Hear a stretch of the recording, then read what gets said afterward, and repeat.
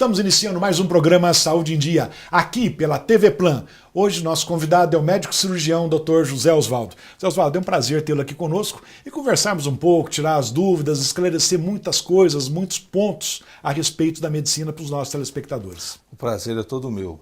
Muito obrigado. José Osvaldo, inclusive, agora há pouco eu mencionei que você é cirurgião geral. Você poderia falar um pouquinho mais a respeito da tua especialidade? Sim, eu sou cirurgião geral, mas especializado em aparelho digestivo. Tenho pós-graduação em medicina intensiva e já trabalhei com homeopatia também. José Osvaldo, então, falando em cirurgia geral, vamos falar um pouquinho dos primeiros socorros. Qual a importância dos primeiros socorros? A importância é que o socorrista que está atendendo a vítima, ele pode minimizar a dor, o sofrimento, ele pode prevenir lesões futuras ou minimizar e pode representar a diferença entre a vida e a morte. Diante de uma situação de emergência, como que a pessoa deve se portar? Primeiro, a pessoa deve manter a calma, né, agir com raciocínio lógico, procurar ver se consegue a ajuda de alguém, né? Se tiver mais pessoas, ela deve ter algum conhecimento e exercer uma certa liderança sobre essas pessoas, evitar afobamentos, manobras desnecessárias. Manter o máximo possível da calma. Usar a lógica sempre. Porque até para chamar um socorro, a pessoa, se estiver apavorada, vai falar tudo misturado e quem está recebendo a ligação não vai entender nada. Exatamente. Né? E vamos falar um pouquinho, como identificar um AVC? O AVC ele deve ser identificado precocemente porque hoje nós sabemos que no caso, por exemplo, do AVC isquêmico, né, existem dois tipos, o isquêmico e o hemorrágico. No isquêmico, existem tratamentos que podem ser feitos em tempo hábil para poder minimizar déficit ou até mesmo deixar a pessoa sem sequela. Então, pequenos sinais podem acontecer. A pessoa pode ter dificuldade de falar, dificuldade de compreender, sentir uma tontura ou até mesmo ter paralisia de alguma parte do corpo, principalmente se for de algum lado. Então, quem estiver por perto, pede para a pessoa esboçar um sorriso, né? Que aí você vai ver que um lado está desviado, né? Levantar os braços e segurar por 10 segundos com os olhos fechados, a pessoa vai começar a perder a força muscular naquele membro que está afetado, né? E a partir daí, então, já acionar um serviço médico, porque às vezes o próprio paciente tem esses sintomas menores e ele não valoriza. Exatamente. Então vamos falar um pouquinho, por que o leigo tem que identificar um AVC? Porque por causa do tempo, Luciano, a gente sabe que até 3 horas é possível você fazer o tratamento químico, medicamentoso e reverter essa isquemia cerebral. Vamos falar um pouquinho de convulsões, epilepsia, pode ser? Sim. Como que a pessoa, então, como que o leigo deve agir diante de uma situação de convulsão? Bom, a convulsão ela é carregada de um estigma, né? Até religioso, antigo, de coisas demoníacas. E, na verdade, existe um desarranjo cerebral das ondas cerebrais, né? Então, a pessoa que tem o ataque convulsivo, ela perde o sentido, ela inicialmente grita, né? E depois, se ela estiver em pé, ela cai. E ela começa a ter uma fase de espasmos musculares, começa a se debater. Então, os cuidados que o leigo deve ter é exatamente de proteger, não tentar conter esses movimentos, porque eles são violentos, pode causar rupturas de músculos, ligamentos, né? O que você tem que colocar deitada, evitar que ela se bata em objetos cortantes, tentar proteger, né, de acidentes. Se estiver perto de fogão, por exemplo, com água quente, tirar daquele lugar. Manter tranquilo e se estiver vomitando, possível, né? Colocar de lado, né, para não aspirar aquela secreção. Uma coisa que a gente ouve, você deve ter ouvido também, que é a pessoa que teve um desmaio, que teve uma convulsão, ninguém chega perto porque isso pega, pode. Você já deve ter ouvido isso. Sim. Não, a convulsão não é contagiosa, não tem nada a ver. Não tem nada a ver com... Nada a ver. Outra coisa também que as pessoas, porque existe um período que o paciente fica em hipóxia, né, o baixo oxigênio, então às vezes fica com os lábios arroxeados e as pessoas tentam desenrolar a língua, que eles falam no popular, né? Exatamente. É para não fazer isso, né? Não é para colocar pano na boca, porque às vezes eles mordem a língua e começa a sangrar.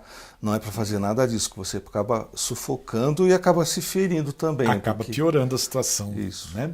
Zé Osvaldo, diante de desmaios, o que o leigo deve fazer? Primeiro, assim, existem várias causas para o desmaio. Quais seriam elas, então? Desde problemas emocionais, um susto, um nervosismo, né?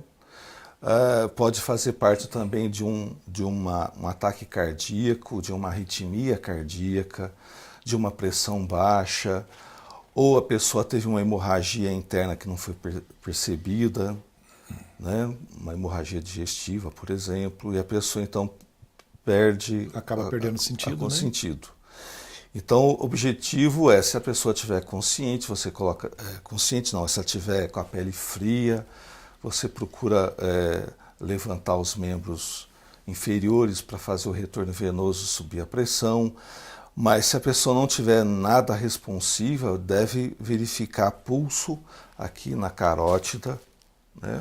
Certo. Se caso notar que é um quadro cardíaco, parou de respirar, iniciar imediatamente manobras de ressuscitação cardiopulmonar, que a gente diz. Que a gente deve falar mais à frente um pouco. Um pouquinho, né, sobre... Doutor, nós vamos fazer um breve intervalo e já voltamos com o programa Saúde em Dia.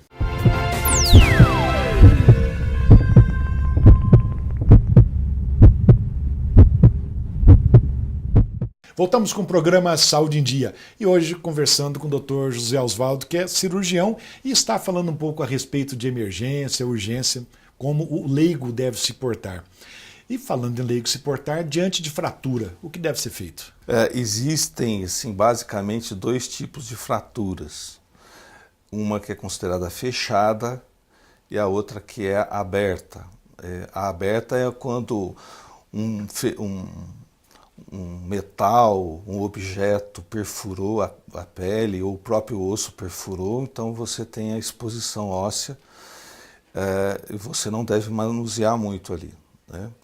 E a que é coberta, que é fechada, você aplica gelo no local, não diretamente sobre a pele, sempre usar uma proteção. Pelo menos alivia um pouquinho a dor. Alivia né? a dor. E evitar ficar mexendo com o membro. Imobilizar na posição que estiver mesmo. Com talas, usar papelão, madeira. O que tiver fácil, né? Isso, na hora. enfaixar, né? No caso de extremidades, verificar se tem pulsos nas extremidades, né? Porque muitas vezes a fratura rompe algum vaso e você verifica se tem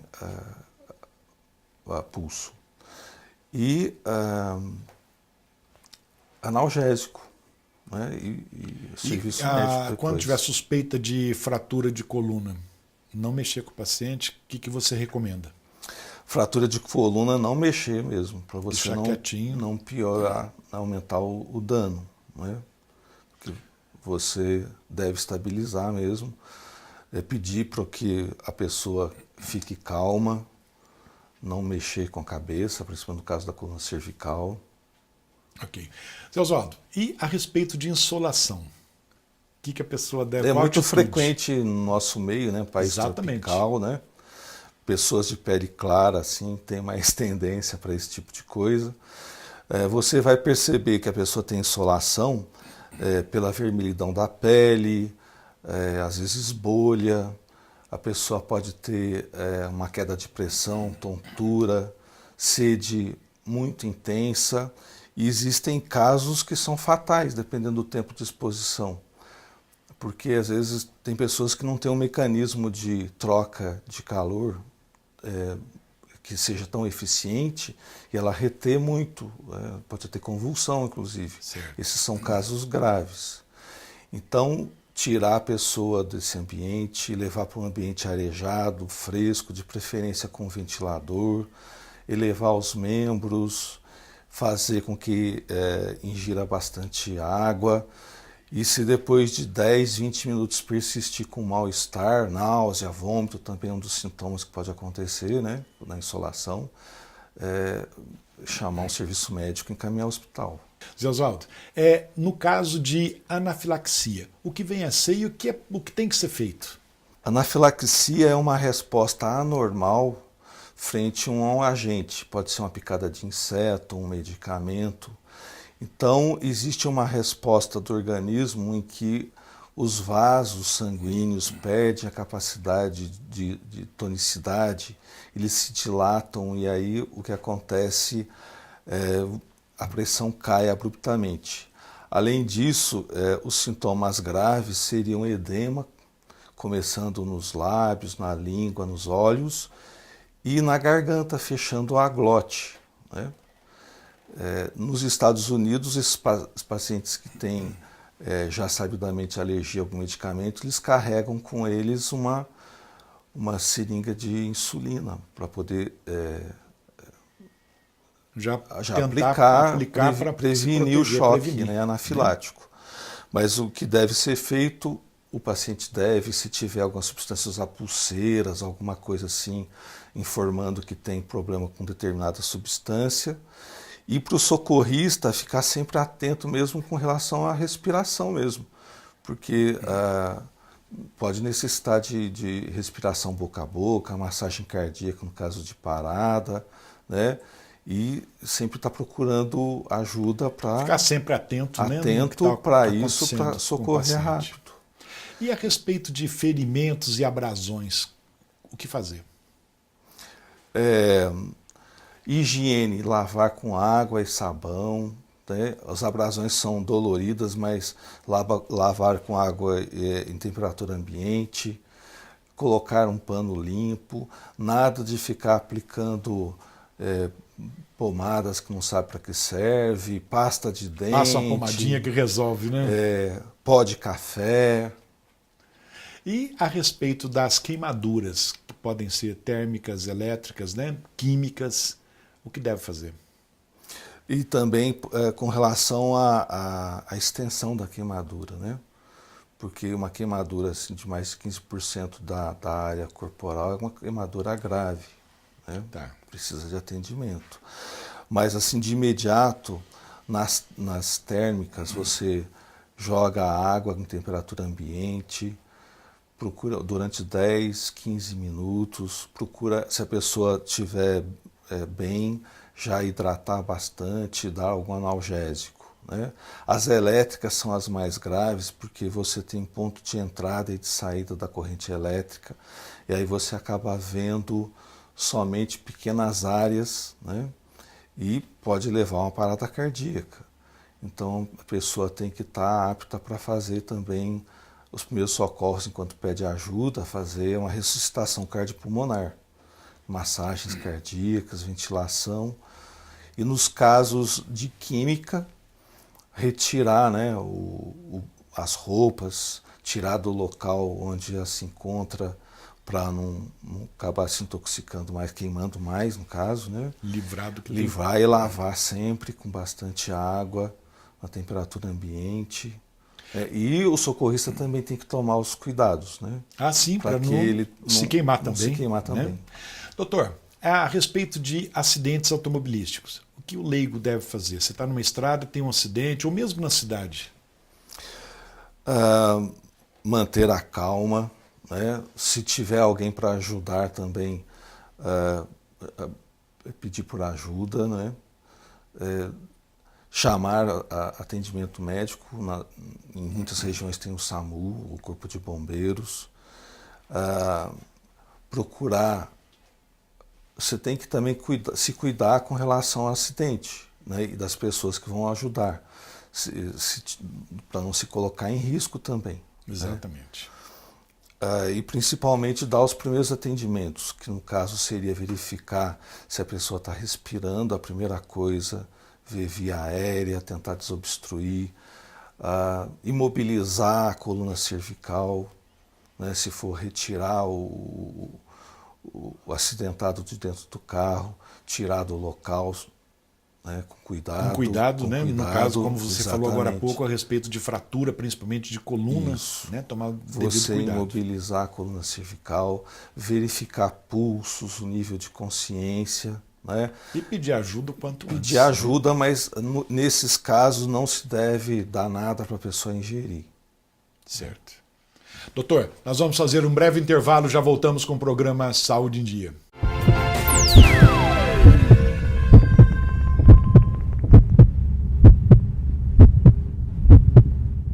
Voltamos com o programa Saúde em Dia e hoje conversando com o médico cirurgião geral Dr. José Osvaldo. E neste bloco, a presença da Juliana com as perguntas de nossos telespectadores. E aí, Juliana, como que estão as perguntas?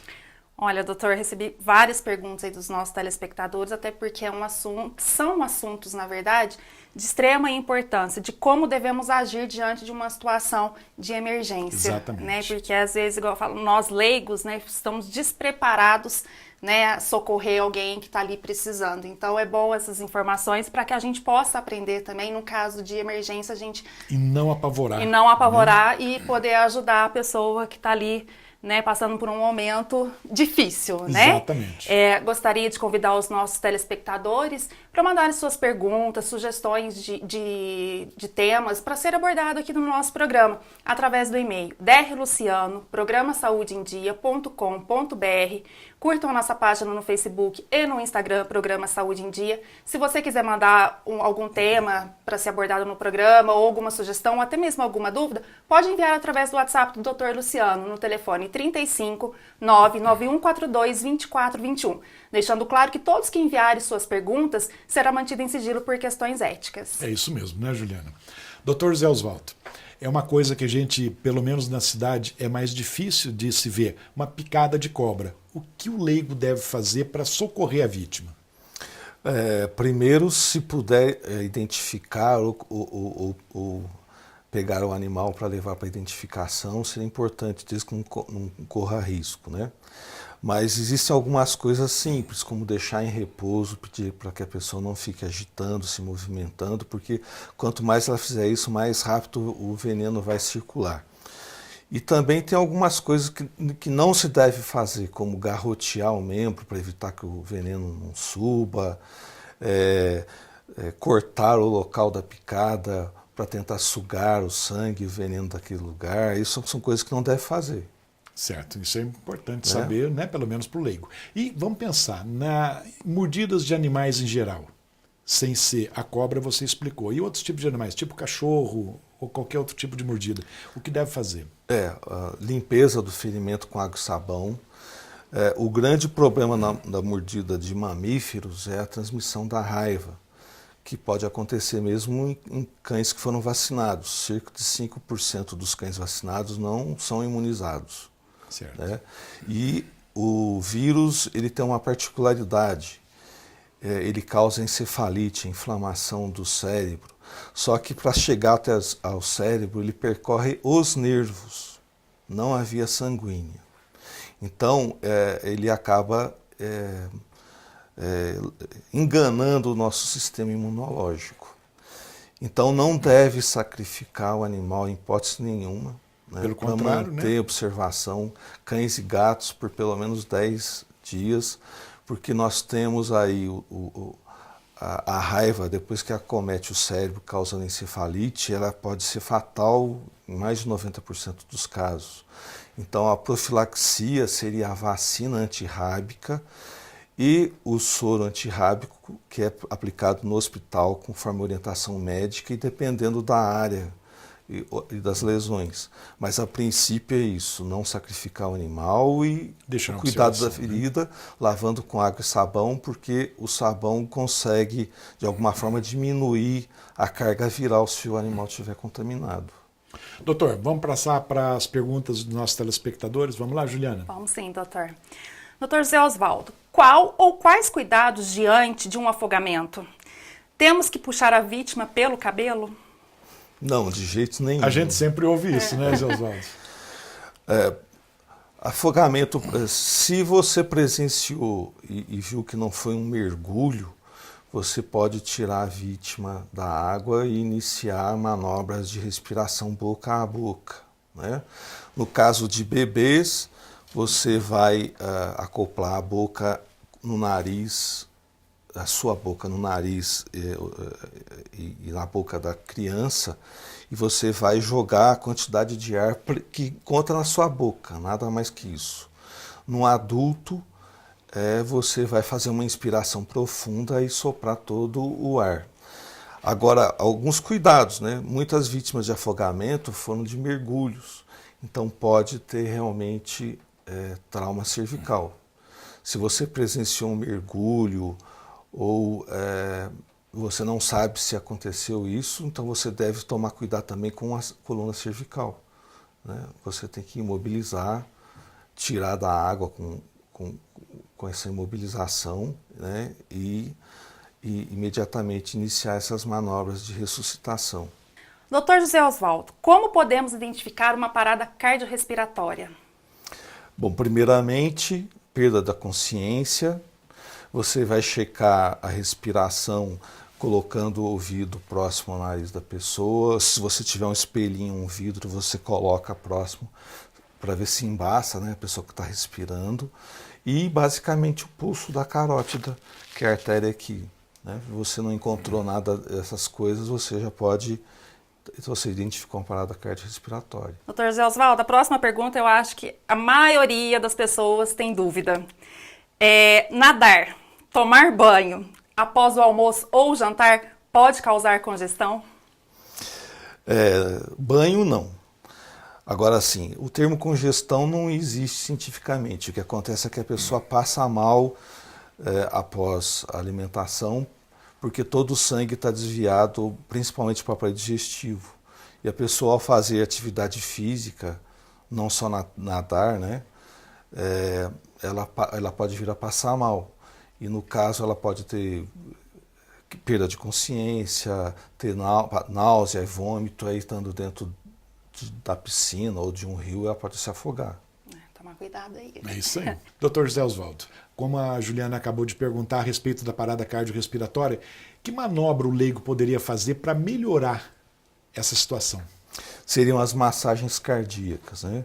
A pessoa se coloca com o punho e os braços estendidos sobre o tórax, entre os mamilos, né? E você faria as compressões, as massagens, afundando o tórax cerca de 5 centímetros e fazendo a respiração boca a boca. Certo. Bom, doutor Luciano, foram essas perguntas dos nossos telespectadores, de muitas outras, né? Mas eu tive que selecionar algumas aqui. Gostaria de agradecer a participação de todos que enviaram suas perguntas para o nosso programa, né, para o doutor José Osvaldo estar respondendo, tirando as dúvidas de todos nós. Gostaria que vocês curtissem a nossa página no Facebook e no Instagram, Programa Saúde em Dia, e que mande também um tema para ser abordado no programa, alguma dúvida ou sugestão de pergunta no nosso e-mail, drluciano@programasaudeendia.com.br, e que possa também mandar através do WhatsApp do Dr. Luciano no telefone 35 99142 2421, e até o próximo programa. Se Deus quiser, Se né, Deus Juliana? quiser.